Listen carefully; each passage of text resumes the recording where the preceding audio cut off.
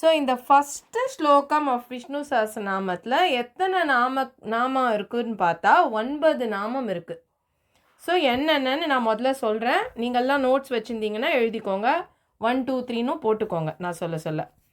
ஸ்லோகம் எப்படி போகிறதுனா, விஸ்வம் விஷ்ணுர் வஷட்காரோ பூதபவ்ய பவத் பிரபுஹு பூதகிருத் பூதப்ரித் பாவோ பூதாத்மா பூதபாவனஹ. விஸ்வம் விஷ்ணுர் வஷட்காரோ பூதபவ்ய பவத் பிரபுஹு பூதகிருத் பூதப்ரித் பாவோ பூதாத்மா பூதபாவனஹ. ஸோ முதல் நாமம் விஸ்வம் அப்படிங்கிறது ஒரு நாமம். விஸ்வாய நமக அப்படின்னு சொல்கிற மாதிரி விஸ்வம். Sorry, Uma. Are we recording it? Yes, I am recording it. Oh, thank you so much. Yeah. Vishwam, முதல் நாமம். Vishwam is the first நாமம். Vishwaya Namaha. So you can mark 1 so that you know. Vishnur is the second நாமம். Vishnu, Vishnuve Namaha. Vashatkaro அப்படிங்கிறது third one. பூதபவ்ய பவத் பிரபுஹு அப்படிங்கிறது 4th. பூதகிருத் அப்படிங்கிறது 5th. பூதப்ரித் 6th நாமம். பாவோ 7th. பூதாத்மா 8th. பூதபாவனக 9வது நாமம். So 9 names. This shloka has got 9 names of Lord Vishnu, Mahavishnu. First is Vishwam. விஸ்வம்னா என்ன?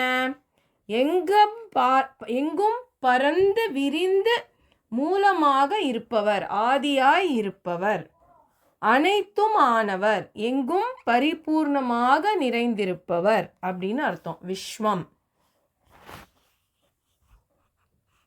விஷ்ணுர் அப்படின்னா, விஷ்ணு நம்ம முன்னாடியே பார்த்துருக்கோம். விஷ்ணு சஹஸ்ரநாமம் அந்த முன்னாடி ப்ரேயர்ஸ்லேயே பார்த்துருக்கோம். விஷ்ணுர் இஸ் நத்திங் பட் எங்கும் நிறைந்தவர், ஆம்னி ப்ரெசன்ட். நம்மளை சுற்றி இருக்கிற எல்லா ஜித் அச்சித், மூவிங் நான் மூவிங், லிவிங் நான் லிவிங் எல்லாத்துலேயும் இருக்கக்கூடிய ஒரு விஷயம் என்னன்னு பார்த்தா அது பகவான் தான், அவர் தான் இல்லையா? ஸோ ஆம்னி ப்ரெசன்ட் அப்படிங்கிறது தான் விஷ்ணு அப்படிங்கிற நாமத்தோட மீனிங். வஷட்கார, வஷட்கார அப்படின்னா அனைத்தையும் தன்பால் ஈர்க்கக்கூடிய திறமை படைத்தவர், அனைத்தையும் இயக்குபவர். One who is a internal controller of everything is called Vashatkara. அதுதான் அந்த தேர்ட் நாமம். பூதபவ்ய பவத் பிரபுஹு அப்படின்னா நீண்ட ஆயுளை பெற உரோமசர் அப்படிங்கிற ஒரு மகரிஷி ஜபம் செய்த நாமமா இது. பூதபவ்ய பவத் பிரபுஹு அப்படின்னா முக்காலங்களிலும் முக்காலத்திற்கும் தலைவனாக, பாஸ்ட் ப்ரெசன்ட் ஃபியூச்சர், முக்காலம் இருக்கு இல்லையா, ஆல் 3 tenses.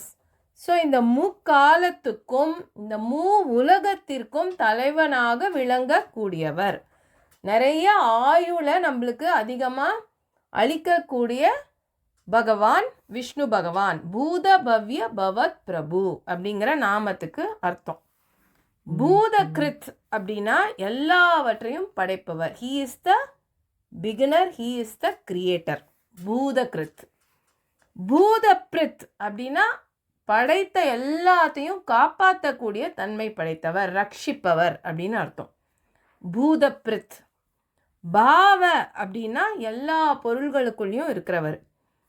அதாவது எப்படின்னா, மயில் எப்படி அதோட தோகையை உள்ளே வச்சுட்டு இருக்கோம், ஆனால் அது சந்தோஷமாக அந்த மழையை பார்க்கும்போது டான்ஸ் ஆடணும் அப்படின்னு தோணும்போது it opens up its feathers, right? அதோட தோகையை விரித்து ஆட ஆரம்பிக்கும். அந்த மாதிரி பகவான் எப்போ அவரோட பக்தர்களுக்கு நான் எல்லாத்துலேயும் இருக்கேன், எல்லாமே என்னுடைய இயக்கத்தில் தான் நடக்கிறது அப்படிங்கிற அந்த தத்துவத்தை சொல்ல நினைக்கிறாரோ அப்போ அவர் எடுக்கக்கூடிய அந்த தரிசனம் தான் விஸ்வரூப தரிசனம்.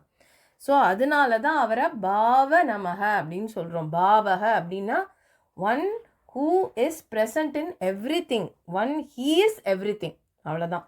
ஸோ எல்லாமே நம்மளை சுற்றி நம்மளை இயக்கிறதும் பகவான் தான். நம்மளை சுற்றி இருக்கிற எல்லாத்துலேயும் இருக்கிறது பகவான், நம்மக்குள்ளேயும் இருக்கிறது கடவுள் தான். ஓகேவா? அதனால அது பாவக அப்படிங்கிறது அர்த்தம். பூதாத்மா அப்படிங்கிறது அனைத்து ஜீவராசிகளுக்குள்ளும் இருக்கிற ஆத்மா, வேற யாரும் இல்லை, கடவுள் தான். அதுதான் பூதாத்மா. ஓகேவா? பூத பாவனக, கடைசி நாம பூத பாவனக அப்படின்னா எல்லாவற்றையும் போஷித்து பாதுகாத்து ரட்சித்து இன்பத்தை அளிப்பவன். அவனுடைய பக்தர்களுக்கு எந்தவித தீங்கும் இல்லாமல் எவர் ஒருவர் அவனிடம் சரணாகதி அடைகிறார்களோ அந்த பக்தர்களுக்கு அவன் வெறும் இன்பத்தையே அளிப்பான், எல்லாரையும் நல்வழிப்படுத்துவான். அப்படிங்கிறது தான் பூத பாவனக. இதுதான் 9 நாமத்தோட மீனிங்ஸ். விஸ்வம், எங்கும் பறந்து விரிந்து மூலமாக இருப்பவன். He who is the universe itself.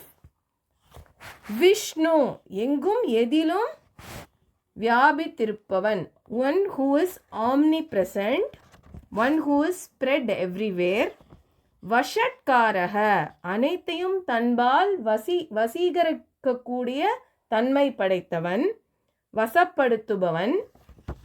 He one who is able to captivate due to his beauty. One who is able to captivate all his devotees towards him. That charm, one who has got that charm, that is Vashatkaraha. Bhudabhavya Bhavat Prabhu, one who is master of all past, present and future and all 3 worlds. Bhudakrit, one who is the creator. Bhudaprit, one who takes care of everything, protects everything that he has created. Bhavaha, one who is the விஸ்வரூபத்துக்கு என்ன சொன்ன, one who is everything இல்லையா, எல்லாத்துலேயுமே இருக்கிறது கடவுள் தான். பாவக Bhutatma, one who is the soul of everything. So எல்லா ஜீவராசிகளுக்குள்ளும் உயிராக இருக்கக்கூடிய பகவான், one who is the soul of everything. பூத பாவனக, எல்லாற்றையும் போஷித்து வளர்ப்பவன், one who nurtures everything. ஸோ அதுதான் இந்த 9 நாமங்களோட மீனிங். விஸ்வம் விஷ்ணுர் வஷட்காரோ பூதபவ்ய பவத் பிரபு பூதகிருத் பூதபிருத் பாவோ பூதாத்மா பூதபாவனக. நீங்கள்லாம் ரிப்பீட் பண்ணலாம். 2 வாட்டி ரிப்பீட் பண்ணிவிட்டு 2 ஸ்டோரி மட்டும் சொல்கிறேன். விஸ்வம் விஷ்ணுர் வஷட்காரோ பூதபவ்ய பவத் பிரபு பூதகிருத் பூதபிருத் பாவோ பூதாத்மா பூதபாவனக. ஓகேவா? புரிஞ்சுதா? இன்னொரு வாட்டி சொல்றீங்களா? அந்த நம்ம சாண்டிங் படிக்கும்போது ஒரு கண்டினியூஸா சொல்லுவோம்ல, அந்த மாதிரி ஒரு தடவை சொல்லலாமா? விஸ்வம் விஷ்ணுர் வஷட்காரோ பூதபவ்ய பவத் பிரபு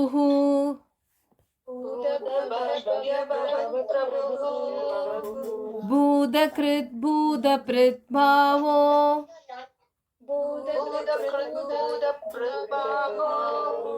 பூதாத்மா பூதபாவனஹ.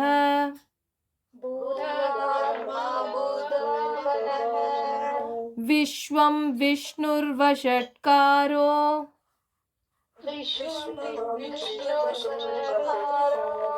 பூதபவ்ய பவத் பிரபு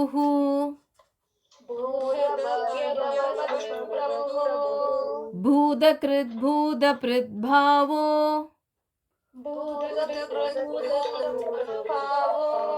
பூதாத்மா பூதபாவனஹ.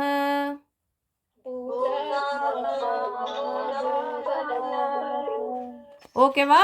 9 நேம்ஸும் நோட் பண்ணிட்டீங்களா? எதுன்னு ஒரு நேம்ஸும் ஓகே, வெரி குட். ஸோ இப்போது 2 கதை பார்க்கலாம். ஒரு நாமத்துக்குமே கதைகள் இருக்குது, எல்லாம் நம்ம பார்க்க முடியாது. ஸோ எதாவது ரொம்ப இன்ட்ரெஸ்டிங்காக நம்மளுக்கு வந்து தெரியாத மாதிரி ஏதாவது ஒரு கதை இருந்தால் அதை எடுத்து நான் சொல்கிறேன் எவ்ரி வீக்.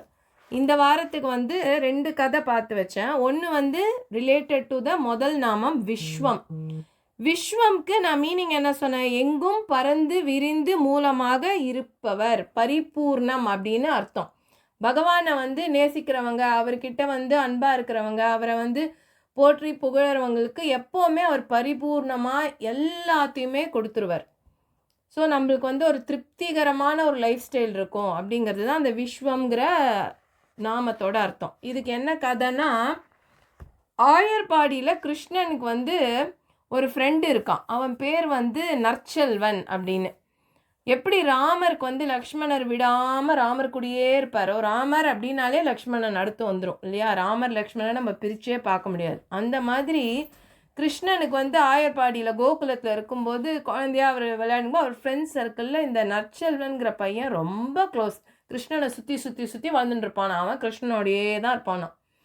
அதனால அவன் வந்து ஆயர்பாடி கோகுலத்தில் எல்லாரோட வேலையே என்ன? மாடு மேய்க்கிறது தான். ஆயர் குலம் தான் அவங்க, இல்லை மாடு மேய்க்கிற தொழிலை செய்பவர்கள் ஆயர்கள். ஸோ ஆயர்களுக்கு உண்டான அவங்களோட ஊர் தான் வந்து கோகுலம், ஆயர்பாடி அப்படின்னு சொல்கிறோம். ஸோ இந்த பையன் வந்து அதனால கிருஷ்ணனோடையே இருந்ததுனால என்னாச்சு, அவன் வீட்டில் நிறையா பசுமாடு எருமை மாடெல்லாம் வச்சுருந்தானா, எல்லாத்தையும் கட்டி போட்டு வச்சுருந்தானே வழியாக பால் கீழே கறந்து கொண்டு போய் விற்கிறதோ, இல்லாது கண்ணுக்குட்டிக்கு வந்து அவுத்து விட்டா தானே கண்ணுக்குட்டி போய் பால் குடிக்கும் மாடிக்கிட்ட அம்மா கிட்டலாம். எதுவுமே பண்ணலை, எந்த வேலையுமே பண்ணாமல் கிருஷ்ணனையே சுற்றிட்டு கிருஷ்ணன் கூடயே இருந்தாவன். அப்போ வந்து என்ன ஆச்சு, இந்த மாடுகள்லாம் ரொம்ப ஃபீல் பண்ண ஆரம்பிச்சிருச்சு. அது எருமை மாடுக்கெலாம் வந்து ரொம்ப, அதாவது குழந்தை கண்ணுக்குட்டி வந்து பாலே குடிக்கலையே அப்படின்னு ரொம்ப ஏக்கம் வர ஆரம்பிச்சிருத்தான் அதோட அவன் வீட்டு மாடுகளுக்கு. என்ன இது, இவன் பாட்டுக்கு அந்த கண்ணனோடையே போயின்னு இருக்கான், நம்ம குழந்தைங்களுக்கு பசிக்கும், நம்ம பால் கொடுக்க வேண்டாமா குழந்தைங்களுக்கு அப்படின்ட்டு ரொம்ப வந்து எல்லாம் மீறி போயிடுச்சு இந்த அம்மா பசுக்கள் எருமைகளோட வருத்தம்.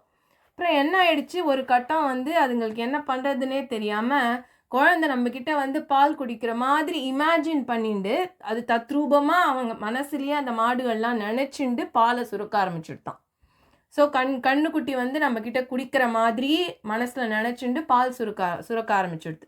பால் சுரக்க ஆரம்பித்தோடனே அப்படியே பால் வழிஞ்சு ஃபுல்லாக அந்த மண்ணில் அவன் இதில் கட்டி போட்டு இந்த இடத்துலேருந்து ஃபுல்லாக வழிஞ்சு கண்ணுக்குட்டிக்கிட்ட வந்தோடனே கண்ணுக்குட்டியெல்லாம் அந்த பாலை நக்கி குடிக்க ஆரம்பிச்சிடுது. இது வந்து டெய்லி இந்த வந்து சீன் டெய்லி நடக்க ஆரம்பிச்சிடுது, இதே மாதிரியே ரெகுலராக. இதை பார்த்துட்டு